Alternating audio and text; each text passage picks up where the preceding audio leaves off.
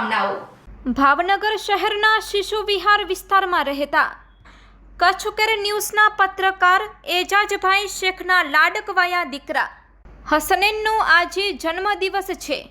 હસનૈનને અમારી કચ્છકેર ન્યૂઝની પૂરી ટીમ તરફથી જન્મદિવસ નિમિત્તે ખૂબ ખૂબ શુભકામનાઓ।